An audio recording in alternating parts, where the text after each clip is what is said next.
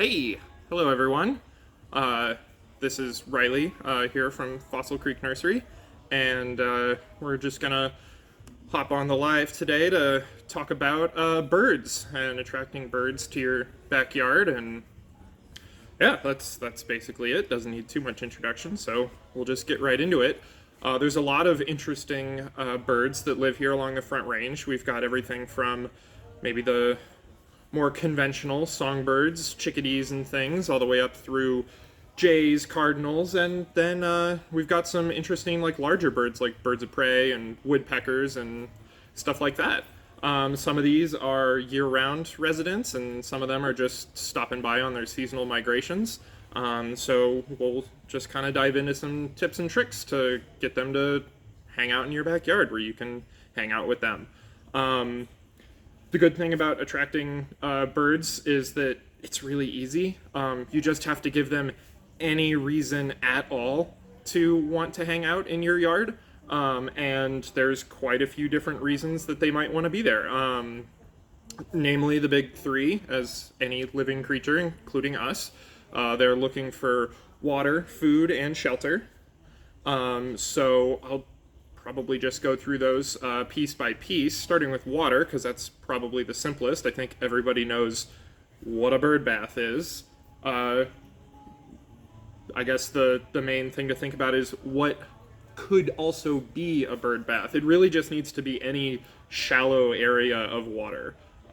Whether or not that is like an actual constructed bird bath, or you could even take like an old flower pot and kind of break it up a little bit so it's not too deep. The main key with bird baths is that you really only need like an inch or two of water, because they'd like to be able to drink from it, but a bird doesn't really take a bath in the way that we might take a bath. They don't want to be submerged, but they'll stand around in it and they like to splash in it. So also having not as much water can help when you're cleaning it. So yeah, you could use a regular old bird bath. You could also have like a fountain or a bubbler for some running water. I actually have some behind me. It may not be easy to see on all the cameras. Yeah, I don't think the Instagram camera is going to see it, but on Facebook, nope. Okay, whatever. There's some smaller fountains you could use, or even like a larger fountain. The idea is that the running water, the noise that it makes, the birds will be able to hear that from a lot further away. Birds are pretty keen when it comes to senses. They're probably more on par with dogs than us. So they'll hear the running water, and then they'll come see what's what. The running water also makes it a little bit easier to clean. Sometimes you'll get less gunk built up in there, and you might have to check on it a little bit less. But yeah, water's definitely the easiest one. Just kind of think about where you're putting it in your yard. If it's out in the blazing hot sun, then you're going to have to check on it more often to make sure that water isn't evaporating, and things like that. If it rains, if it snows, you might want to go check on that. Definitely in the snowy season, which is unpredictable and wide-ranging out here. Just keep your eye on the weather vane, keep your eye on the weather app or whatever, and head out there if you think it's going to snow. Maybe cover it up or something. But yeah, that's certainly the easiest one. And then once the word gets out, that is, birds should start showing up to the water. And then, if they're there for water, might as well give them a snack. There's a lot of different things you can use to feed birds. I think most people sort of are culturally aware of what birds like to eat, and obviously the big one, the gold standard, is bird seed. A lot of different types of seeds. The gold standard seems to be sunflower seeds. They're big enough and also not too big, so that they'll attract the widest variety of birds, from your smaller songbirds, chickadees, tits, wrens, things like that, up to maybe the larger ones, some of the crow and jay families that we have out here, some of the most exotic of which would be the blue jays or the cardinals. So that would bring some of them in too. There's a lot of different kind of bird feeders. I feel like I don't need to explain too much how they work. It's not exactly rocket surgery, as they say. Get the bird seed in there, and then the birds will come eat it. The main trick out here is making your bird feeder only accessible to birds and not squirrels. The squirrels that we have here in suburbia can be quite ambitious, so there's all kinds of different products out there, quote-unquote squirrel-proof bird feeders. I would say in my experience the main trick is putting your bird seed out in a place that squirrels physically just can't get to. If it's hanging from a pole, have the pole come out quite a ways so squirrels couldn't really jump up onto it. If it's right next to a fence, squirrels could jump down from the fence. Another thing that I've been hearing about recently, and something that I've been doing in my bird feeders, is I get chili oil and I soak the bird seed in this super, super hot chili oil. It'll even like kind of burn my hands a little bit if I'm not wearing gloves. Squirrels can't taste chili peppers. They can't taste spiciness. Or, I'm sorry, birds can't taste the spiciness, but the squirrels absolutely can. So they might come and nibble for a little bit, and then they will severely regret their decision. And then you will not have any squirrels or mice or rats or whatever, any mammals in your bird feeder, and it's all for the birds. So that's kind of fun. Aside from bird seed, nuts and fruits are good for larger birds, especially birds that might be slightly more carnivorous, like woodpeckers, jays, magpies, that kind of thing. You can mix that in with the regular bird seed just fine, and they'll have fun picking it out. Birds kind of like to dig around in their food, like some dogs, I guess. They like to feel like they're discovering it, so it gives them something to do. The other main thing that people put in their bird feeders is suet, which I went a long time without really knowing what suet was. And suet is just rendered animal fat. The idea is that you would just take like a bunch of beef or lamb or pork and you cut all the fat off the meat and you boil it down so it becomes, it clarifies into a liquid. And then as you remove the heat, you just kind of whisk it into like a little patty with some flour, cornstarch, what have you. And you can add birdseed into that as well, or you could just leave it as a plain patty. And then once it cools, it is essentially like a little cake, and it lasts a really long time. It's not gonna get rancid and disgusting, and it holds its strength together. So that's why you would use these. They're called suet feeders. It's just a little cage, and you would just pop it open and put the suet in there, and then hang it somewhere. And then birds would come and pick it out. And like I said, that's good for some of the larger, more carnivorous birds.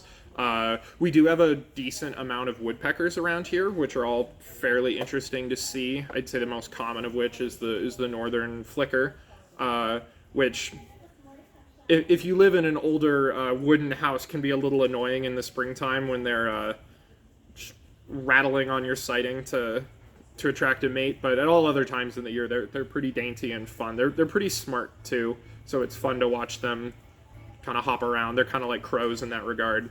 So that's suet. And if you are not super into animal products, if you're vegetarian, vegan, what have you, don't really have any cause to be buying a lot of animal fat, that's not a problem. Really, it's any like thick, solid fat you can clarify and sort of break down into suet. I've seen recipes online. You can use Crisco. You could use vegetable shortening.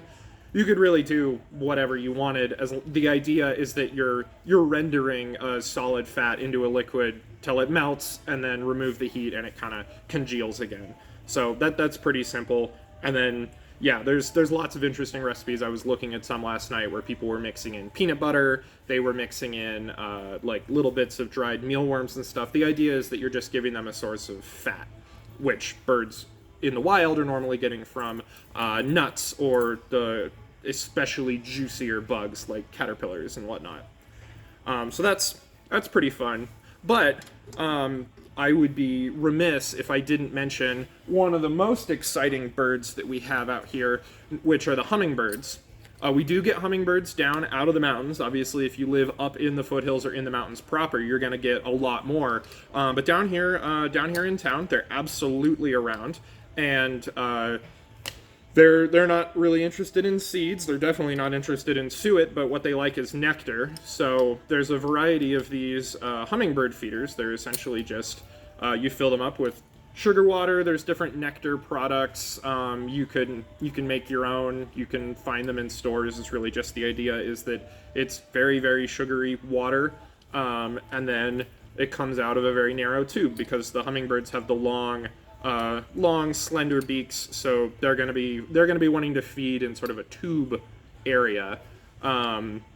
This is pretty simple. You won't get really any other animals trying to poach from this, so you don't have to worry as much about someone getting in there that doesn't need to. And so yeah, you'll see a lot of cool hummingbirds around here. I think the big one that we get is the ruby-throated. It's either ruby or rufous, but I mean it means the same thing. The red-throated hummingbird. Those are fairly large, and that it's really fun because you'll hear them before you see them, and they do make quite a bit of noise. Yeah, so that's pretty cool. Now, if you don't have a hummingbird feeder specifically, there's a lot of plants that you could plant that'll attract the hummingbirds as well. The idea is just think tubes, like flowers that are long and tubular, something like a miner's torch or a hyssop, things like that. Anything that they can sort of stick their beak into, they're going to really enjoy that. Penstemon is another really good one, and there's a lot of native species of penstemon that the local hummingbirds might be even more familiar with. And speaking of landscape plants that attract birds, the other big one is fruiting trees and shrubs, and that's a pretty easy way to get birds coming in the area, and then it's also something that you get to look at. One of the most popular ones that we talk about here at the nursery would be the serviceberries. They're a really tough, hardy shrub. You can grow them up into a small to medium-sized tree as well. So you'll get to enjoy the flowers. They're kind of one of the first things to bloom in the spring, and then in the summer, they produce fruit, and birds go completely insane for it. They'll just be completely full of birds of all stripes, and if you can beat the birds to them, the fruit's actually pretty good for you to eat. So serviceberry is a pretty fun one. Other good ones would be the choke cherries, the choke berries, which are similar. Currants, there's a lot of interesting native currants that are fun, as well as some of the more conventional fruit trees, crab apples, cherries, things of that nature. Elderberries would be another one, and so that gives something for you and something for the birds, and sort of it ties into our third main thing that the birds are looking for. We did water, we did food. They're also looking for shelter, and so having the idea is just have a big area of plant material for them to hang out in, get shelter from the sun, make them feel like they're shielded from predators. And so an easy way to do that is just having trees and shrubs in your yard if you've got the room, if you've got the real estate, and that will definitely attract them. I know in my bird feeder setup, I have a small patio, so I don't really have room to plant plants, but I have two bird feeders on the fence, and then right behind my fence are these very big Austrian pine trees. So as more birds have become accustomed to my water and food setup, they all just kind of hang out in the big tree right behind my fence, which is kind of exciting. So they don't even necessarily need to be plants on your property. If your neighbor's got a big tree and you don't, maybe put your bird feeder closer to that tree on that close to that side of the yard, and it can be as easy as that. If you've got a little bit more room and you want to be more experimental, you could experiment with creating like a brush pile. If you've got like leftover Christmas tree, if you've been trimming your trees, trimming your hedges, you could essentially just leave a larger pile of sticks, maybe in some less used corner of the yard, a bit of a more wild look. And the birds really respond to that. They like having places where they can hide and dig around, which, you know, not suitable for all situations, but it's definitely a fun one and a good way to reduce your trips to the landscaping supply store to get rid of all of your yard waste or whatever. Of course, there's also birdhouses. I think most people are familiar with those and how they work. Birdhouses work fine for a wide variety of birds. Just again, thinking about, like with the bird bath, where you're going to set them up. If you put it out just in the middle of a bare yard with lots of exposure, the birds might not feel safe enough, or it might be a little too hot.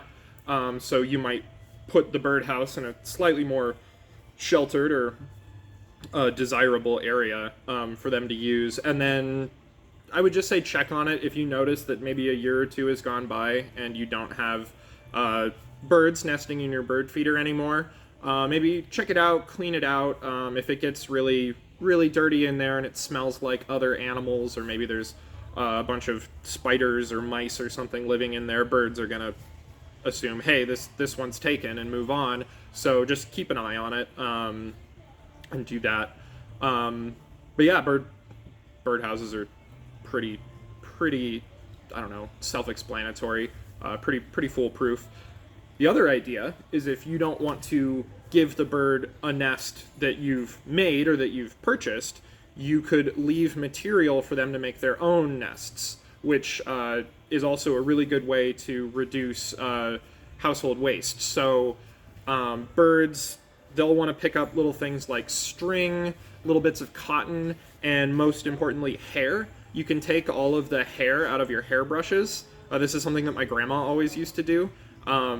And taking the hair out of your hairbrush, your dog's hair out of your dog's hairbrush, and sort of working it all into a ball, and then you could just leave that out, or that's another use for the suet feeder. It's a little, it's a little cage, and it holds everything mostly together, so you could put all of these little fibers and twigs and little bits of string and stuff in here, and then the birds could come and grab them at their leisure to make their nests, which is always entertaining to watch. And then it's fun if you find a nest in your backyard and you say, oh, that's the yarn from that gift that I unwrapped for my birthday or something. It's kind of interesting to see that being incorporated into the birds' nests.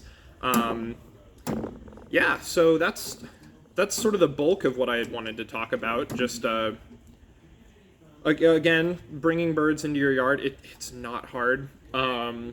They need very little prompting to come into your yard, and then eventually, as you keep providing these resources for them, they'll become more and more accustomed to being in your yard, and you will get a wider variety of birds, especially if you're switching up maybe where the bird bath is, or switching up what kinds of bird seed you're using, whether or not you're adding nuts or seasonal fruits or suet. At different times of year, you'll see different birds come by, which is it's really fun. We all like to watch the change in our landscape, which is why we look for plants that turn bright red in the fall or have beautiful flowers in the springtime. And so it's fun to extend that idea of all year interest to the animals that live and hang out in your yard as well.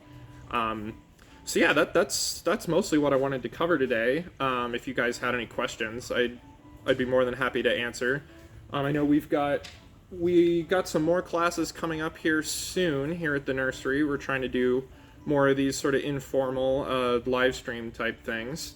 I'm not totally sure what the next one is, but it's happening next week on Wednesday. And yeah, actually, it's a seed starting class. I just remembered. So starting vegetable and fruit seeds to get your garden going. Gardening season is basically here. It's time once again. We're all very excited. But yeah, so that's mostly what we wanted to talk about today. So thanks for tuning in, guys. Again, we're Fossil Creek Nursery, local, family owned. If you've got any questions or ideas about how to make your landscape more interesting, more fun, and more connected in the local environment and the ecosystem, drop on by, and we'd be more than happy to help you out.